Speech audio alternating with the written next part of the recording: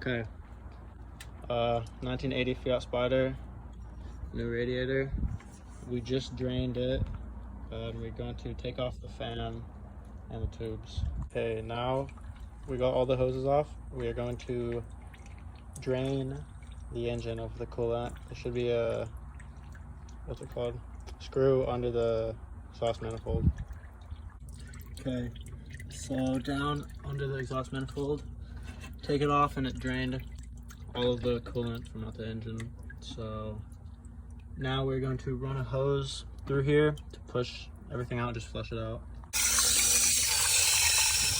So got the radiator installed, but not actually. It doesn't fit because of the sway bar down there. We need to get bushings or spacers to just push it down, because right now it rubs and it just doesn't fit right.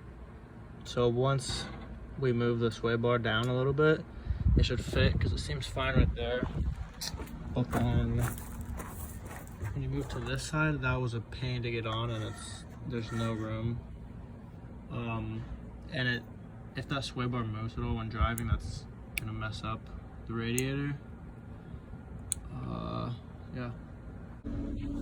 So right now I'm taking off the bolts for the sway bar, or at least the ones up here, so I can put spacers to bring this down so the radiator can fit, because right now it hits and it just doesn't fit right. So apparently you need 7mm spacers just to go in here. So yeah. So right now I am bleeding the system of air, because a big problem in these is that air would get trapped in the hoses and it wouldn't circulate through the radiator, and it would overheat, and air often gets trapped in this hose. So what you're supposed to do, you should have a T, like a T, I don't know, thing right here that you unscrew and you can fill coolant from there, or you can buy it and install it. But I don't have that, so I just filled the radiator with this bleeder off, and filled it somewhat slowly to let air out.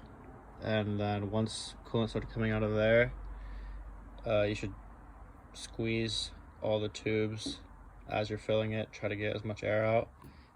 And I drove it and I still had air in the system, because the whole radiator should get equally hot. So this should be as hot as that, and the bottom should be as hot as the top.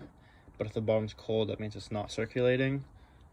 So what I heard you can do is run the car with the cap off, and once it gets to normal running temperatures and you start seeing bubbles coming out of the radiator neck, shut the car off and wait 20 minutes or so, and then do that for another cycle. And that should help get all the bubbles out.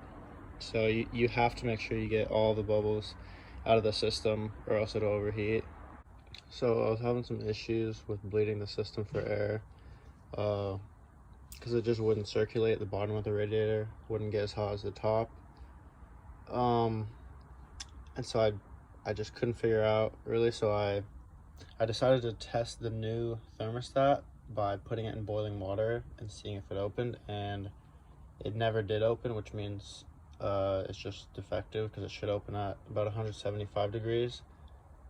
So I basically just jammed it open, which allows the coolant to flow through it. So after that, the whole system works really well now. It stays really cold, but yeah, that's just an issue. Maybe check your thermostat once you buy it, just by putting it in boiling water. But now the aluminum radiator from Autoricambi looks really good, and it helps a whole bunch.